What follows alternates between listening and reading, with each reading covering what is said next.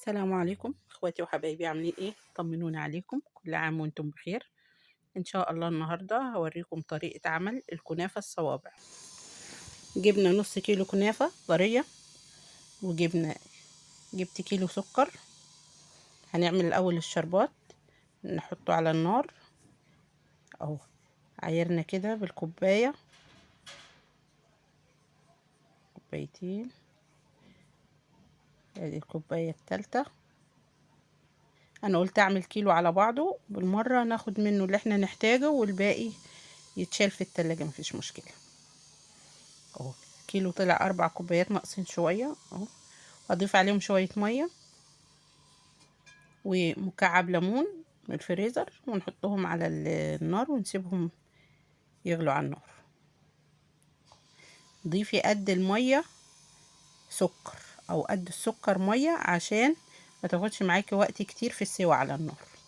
يعني حاطين 4 كوبايات سكر، نحط 4 كوبايات ميه. حاطه كوبايتين سكر، حط كوبايتين ميه. تمام يا حبيباتي، اهو زي ما انت شايفه كده، 4 كوبايات سكر و4 كوبايات ميه ومكعب ليمون، يعني في مقدار مثلا ليمونه كبيره اهو، عشان ما عندناش ليمون غير الليمون اللي مفرزينه في التلاجة. هناخد مكعب ليمون ونحطه عليهم اهو، شايفين، ونرفعهم على النار. تمام، نحطهم على النار واجي نكمل معاكم الكنافه. جبت صينيتين، واحدة كبيرة وواحدة صغيرة، عشان مش عايزة الكنافة تبقى ضخمة قوي، فانا هعملها على 2. يعني هو نص الكيلو ممكن يتعمل صينية بس تبقى تخينة قوي. فاحنا عندي العيال بيحبوا الكنافة الصوابع اهو، في زبيب وفي سوداني اهو. الاول هندهن الصينية، ندهن الصينية بالسمنة، ويستحسن تكون سمنة في درجة حرارة الغرفة، يعني ما تكونش سمنة سايحة، عشان وانتي بترصي كده ما يفضلوش يمشوا كده وكده، يبقى ايه ثابتين في مكان. جبت الصينيتين دهنتهم بالسمنة، واجيب الكنافة واوريكم نلفها صوابع ازاي. يعني بدل ما نعملها صينية على بعضيها وبعدين نقطعها، نعملها وهي نية صوابع صوابع زي صوابع المحشي كده. بعد ما تستوي بتبقى تحفة. اللهم صل وسلم وبارك على سيدنا محمد. يا رب ما تكونوش ناسيين البقيات الصالحات طول ما احنا شغالين في شغل البيت. سبحان الله، الحمد لله، ولا إله إلا الله، والله أكبر. أي واحدة منهم، أو ذكر الله، لا إله إلا الله، أو الصلاة على النبي. ما تنسوش الحاجات دي، تزود حسناتنا في رمضان، تمحي سيئاتنا. ماشي يا حبيباتي، وذكر الله يعني خير ونيس، ألا بذكر الله تطمئن القلوب. اذكروا الله وانتوا شغالين، مش هتحسي بالوقت ومش هتحسي بالتعب، والحاجة هتخلص بسرعة وهتطلع جميلة جميلة من ايدك يا ست الكل. ماشي. اللي مشتركتش في قناتي تشترك في قناتي بنت العمدة أم يوسف. شرفوني باشتراككم، وبيكم نكبر ونوصل لحاجة حلوة إن شاء الله. ولو عجبكم الفيديو ما تنسوش لايك حلو وتعليق منكم، وربنا يحسن ما بين ايديكم ويجزيكم خير يا حبايبي. تمام. ادي الكنافة طرية زي ما انتوا شايفين كده. هتمسكي تقطعي حتة، يعني مثلا حتة في حدود يعني كبشة كده، تمسكي حتة كده وتقطعيها من الكنافة الطرية، تحطي عليها الزبيب وتلفيها، تبرميها زي ما بتبرمي صابع المحشي، شايفين، وتلفيهم صابع صابع. يعني تفردي حتة الكنافة على ايدك وتحطي عليها الزبيب وتبرميها زي صباع المحشي بالظبط، وتحطيها ترصي في الصينية واحد جنب واحد لحد الصف كله ما يخلص، وبعدين الصف اللي جنبه واللي جنبه، لحد الصينية كلها ما تتملي صوابع. تمام يا حبيباتي، شايفين اهو اهو. يعني سهلة جدا، وبتبقى بعد ما تستوي بيبقى شكلها يعني أظرف بكتير من ان انت بتخليها تسويها على بعضيها وتقطعيها مكعبات او مربعات. بتبقى الحتة كبيرة، وفي مسكتها يعني ما بتبقاش ظريفة زي لما تبقى زي صباع المحشي كده. سواء هتاكليه بالشوكة، هتاكليه بإيدك، سواء انت عندك ضيوف او معاكي عيال، يعني هتديهم الواحد في ايديهم كده، هيبقى مش كبير قوي، وياكلوه بألف هنا وشفا على قلبه. اهو يا حبايبي، هي طول ما الكنافة طرية هتقطعي منها بالحتة، هتبقى سهلة معاكي، يعني ما تجيبيهاش بايتة او تجيبيها بتفرول، لا، انت تجيبيها طازة كده من عند الراجل على طول طرية، واقعدي لفيهم ورصيهم في الصينية، واعمليهم صينية كنافة ولا أجمل من كده. اهو. ومرة تاني برضو هوريكم طريقة غير دي، طريقة للكنافة غير طريقة الصوابع، هعمل لك يعني هعملها لكم بكذا طريقة إن شاء الله، والطريقة اللي تعجبكم فيها اعتمدوها واعملوها على طول.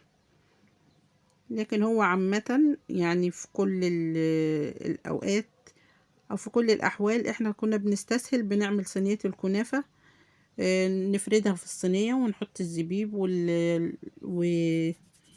وجوز الهند او السوداني في النص، وبعدين نخلص ونحطها في الفرن. لا، دي بقى انا هعملها لك على عين البوتاجاز، وهوريكي اللي ما عندهاش فرن او الفرن بتاعتها بايظة، هوريكي تعملي الكنافة ازاي على عين البوتاجاز وتطلع اجمل من كنافة الفرن. وعشان ما يبقى لكمش حجة يا بنات، اللي ما عندهاش فرن، اللي فرنها بايظة، اللي ما عندهاش غير البوتاجاز ابو عين واحدة، اعملي كنافة وفرحي عيالك وابسطي نفسك وشرفي نفسك قدام ضيوفك، ولا يهمكوا يا حبايبي. هوريك بتتعمل ازاي على عين البوتاجاز. ماشي. اهو خلصنا الصينية الاولانية، لفينا الصوابع ورصيناها في الصينية، وتضغطي عليها كده ضغطة بسيطة عشان تمسك نفسها. وبعدين الصينية التانية جبتها، فردت فيها الديسك الاول، فردت فيها شوية كنافة كده من تحت، وبعدين رشيت عليهم الزبيب، والباقيين حطيتهم على الوش. دي ما طلعتش سميكة قوي زي الكنافة الصوابع، بس بقت مقرمشة وسمكها كده حوالي 2 سنتي، بقت مقرمشة كده وطعمها تحفة.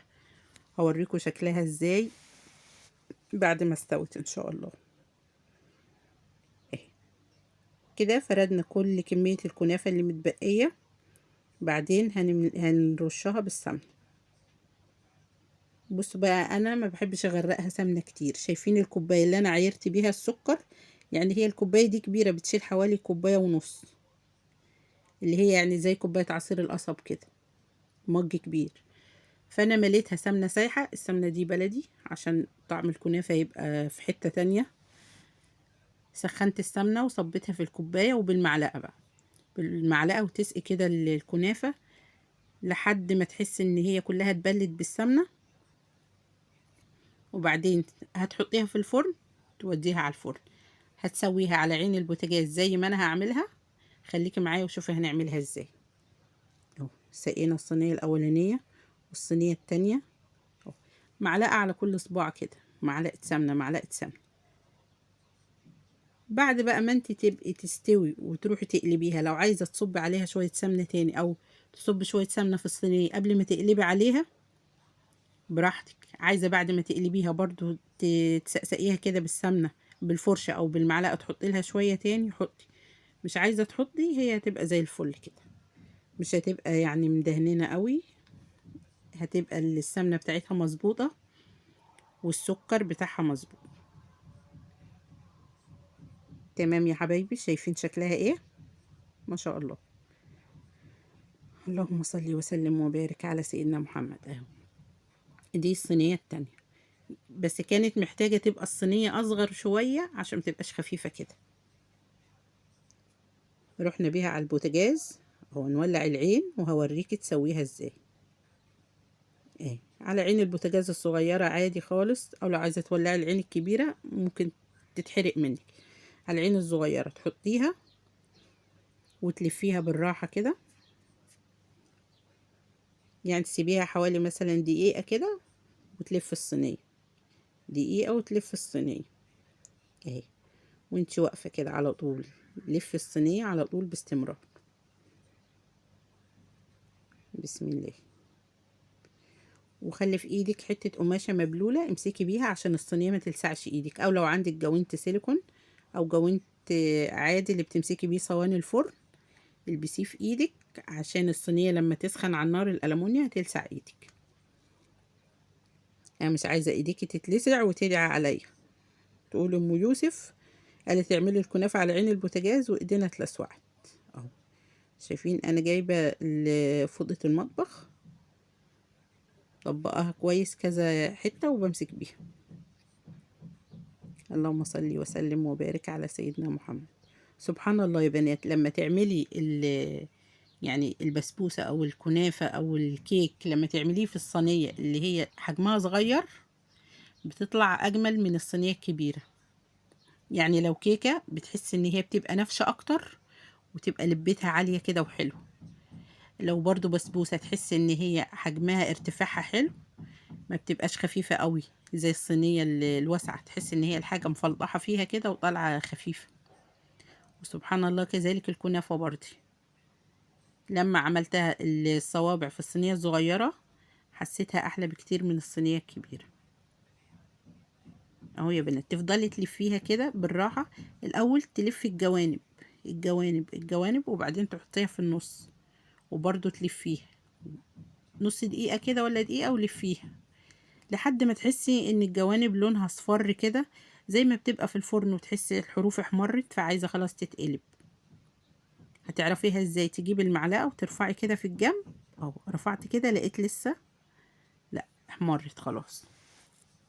ترفعي كده الصوابع او ترفعي واحد بس كده بالشوكة وتشوفيه من تحت احمر يبقى خلاص كلها عايزة تتقلب. جبت بقى صينية اوسع شوية من اللي انا عاملاه فيها حطيتها عليها هقلب عليها اهو. بصي يا بنات تحطيها بالقعرة كده على التانية اهي كده اهو، وبعدين تحطي ايدك في الصينية التانية من جوه وتروحي قلباها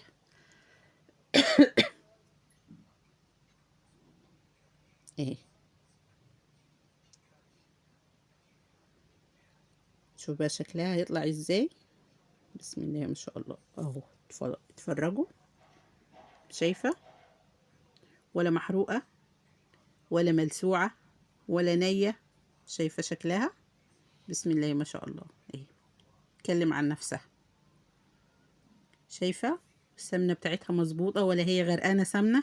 لو انت بقى مغرقاها سمنة ورحتي قلبها كده هتلقي السمنة عمالة تسيح على الصينية اللي انت قلبة عليها، لكن هي كمية السمنة بتاعتها على قدها تشربتها وبقت زي الفل. نروح منزلاها في الصينية تاني، يعني تعدلي الصينية تاني على العين وتروح منزلاها فيها سحباها من عليها بسرعة كده. شفتوا القلبة ازاي اهي يا اخواتي اهي لونها تحفة ولا اروع. لازم بقى تفضلي تقلبي فيها شوية برضو لحد ما تاخد لون من تحت زي الوش اللي فوق ده، بس بقى ما بتاخدش وقت قد الوقت الاولاني لان الصينية بتكون سخنت بس. وترفعي من الجنب كده تشوف شكل الصوابع من تحت ايه تلاقيها احمرت زي اللي فوق خلاص تروحي رافعاها من على النار. وجبت بقى الصينية التانية دي اللي هي عاملينها كنافة عادية من غير صوابع. شايفين شكلها كنافة عادية حاطينها وزبيب في النص وضغطنا عليها وسقيناها بالسمنة وخدناها على عين البوتاجاز نسويها. برضو هتلفيها بالراحة كل دقيقتين كده، كل دقيقة لف الصينية ما تسيبيهاش كتير عشان ما تتحرقش. هوريكي بقى طريقة تقلبي بيها الكنافة يعني ما خطرتش على بال حد ابدا، محدش عملها قبل كده، حصريا عند بنت العمدة ام يوسف. هوريكي طريقة قلب الكنافة من غير ما تقلبيها على صينية تانية، هتقلبيها وهي في نفس الصينية. هوريكي دلوقتي اما تحمر هقلبها لك ازاي. خليكي معايا وشوفي طريقة سهلة جدا جدا ولا اروع. ايه يا بنات فضلت الفها كده حوالين داير على النار، يعني تستني مثلا نص دقيقة وحركي الطاسة دقيقة وحركي يعني لفيها باستمرار ما تغفليش عنها، ما تكونيش واقفة جنبيها وتروحي تعملي حاجة تاني وتسيبيها. الكنافة عشان خفيفة وعشان متشربة بالسمن هتتلسوع بسرعة او تتحرق منك، خلي بالك. لكن كده اما تحسي الحروف بتاعتها اصفرت، ارفعي كده بالجنب بالراحة كده، ارفعي بمعلقة ولا بشوكة وشوفي لونها من تحت بقى ازاي. هي خلاص كده اهي، الحروف ابتدت تصفر اهي، لونها يبقى ذهبي، معنى كده ان هي احمرت من تحت. شوفوا دلوقتي هنرفع ونشوف شكلها ايه من تحت. مجرد ما تلاقيها احمرت اقلبيها على طول، ما تتأخريش عليها عشان بعد ما تحمر هتتحرق بسرعة. وشوفي لونها من تحت اهي، لونها جميل اهو، ذهبي، حلوة ولا لازقة في الصينية ولا حاجة، الحمد لله. بصي بقى هقلبها لك بايه. شايفة الماسك اللي بنحمر بيه السمك او نقلي بيه البتنجان اهو، بصي تعديه كده من تحتيها بالراحة وتمسكي، هتبقى واحدة من فوق واحدة من تحت، وتروحي قلباها كده هيلا بيلا كده على طول بسرعة، كأنك بتسخني رغيف على عين البوتاجاز. انا برضو لما اروح امر العيش على عين البوتاجاز بمسك بالماسك ده علشان صوابعي ما تتلسوعش اهي. تعديه كده بالراحة وترفعي، تروحي قلباه كأنك بتقلبي السمكة كده على الوش التاني اهي، ولا فتفتت ولا وقعت ولا حطيتها على صينية تاني ولا اي حاجة اهي. واسهل طريقة يا بنات، شايفين اهي، جربوها وادعولي. تمام يا حبايبي اهي، هتلفيها برضو لحد ما تلقي الحروف بتاعتها احمرت، يبقى هي كده على الوش التاني برضو احمرت. عايزة تصبي عليها في الوقت ده تحطي عليها معلقتين سمنة بلدي كده، او اي معلقتين سمنة تسقسقيهم كده، او بالفرشة حتى تدهنيها على الاطراف كده والسمنة هتسيح وتنزل من تحت. حطي لها، مش عايزة تحطي لها، هي كده حلوة يعني اهي. بصي ارفعي كده بالراحة اهي، احمرت ما شاء الله.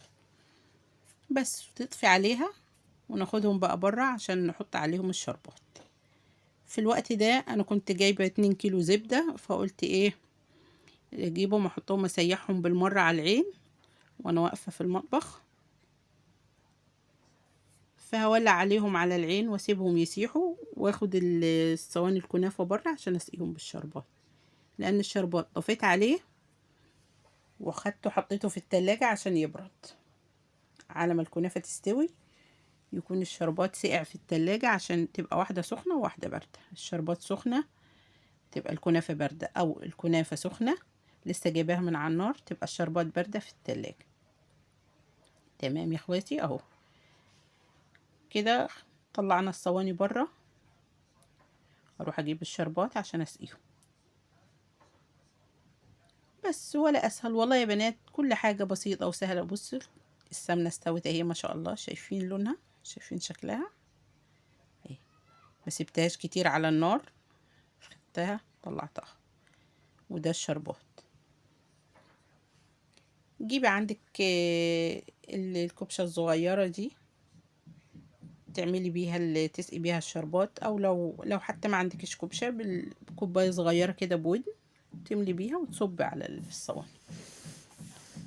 دلوقتي هجيب البرطمانات افضي السمنة الاول عشان وانا بتحرك ما تلسعنيش الحلة سخنة برضو بتاعت السمنة اهو. بسم الله ما شاء الله، شايفين هي السمنة جميلة ما شاء الله، لونها وخضرها مظبوط، ولا هي مستوية جامد لونها غامق، ولا محروقة، ولا لسه نية، سواها زي الفل. وبصوا شكلها صافية وجميلة ازاي اهي. كده استوت، ونحطهم في برطمانين في التلاجة ونستعمل منهم. تحطي منها معلقة في الحلويات، تعملي بيض، تحطي معلقة في التسبيكة وانت بتعملي الأكل بس. وبألف هنا وشفا. بقى الكنافة استنينا لما الشربات سقع في التلاجة، وبنسقي بيه الكنافة اهو، والكنافة سخنة. يعني انا سبته في التلاجة يسقع وانا لسه كنت بعمل الكنافة على النار. مجرد ما استوت وطلعتها جبته من التلاجة لقيته سقع. هي تصبي عليها كده وتستنيها شوية تشرب وتصبي تاني. كل ما تلاقيها خلصت الشربات اللي فيها زودي لها كبشتين كده وسيبيها تتشرب. ودلوقتي هطلعها في الطبق واوريكم شكلها ايه. طالعة الكنافة الصوابع تحفة. وهو زي ما انتوا شايفين عاملينها على عين البوتاجاز، ولا في الفرن ولا في الميكروويف ولا في فرن الخبيز ولا اي حاجة. كنافة على عين البوتاجاز من اسهل ما يمكن. هجيب الطبق واوريكي شكلها ايه. كمان لما بتبات وتقعد لتاني يوم بتتشرب الشربات كده، تبقى ماسكة نفسها وتبقى طعمها تحفة. هي بني هنا برطمان السمنة برضو بيت واحد مليته، واروح اجيب البرطمان التاني بردك واصب فيه. البرطمان كان في المطبخ فانا شلت الحلة وخدتها، رحت صبيت فيه وجبت وجيت اهو كده. السمنة طلعت مالي برطمانين واتبقوا شوية في الحل. تمام يا حبايبي. دي سمنة بلدي مع شوية بيض ولا مع معلقتين كده على الكنافة دي. على فكرة السمنة اللي انا عاملة بيها الكنافة دي سمنة بلدي مخلية طعمها تحفة. تمام يا حبايبي. والله يعني شوفوا هو نص كيلو بس عمل صينيتين، وشكلها وطعمها ما شاء الله. يعني بركة رمضان، اللهم بارك يا رب العالمين، بتخلي الحاجة تبقى جميلة.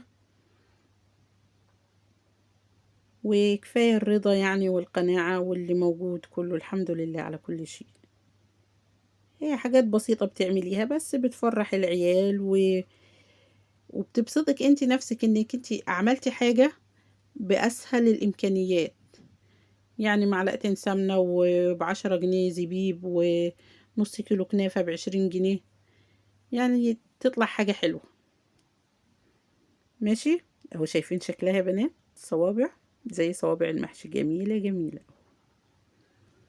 تمام كده.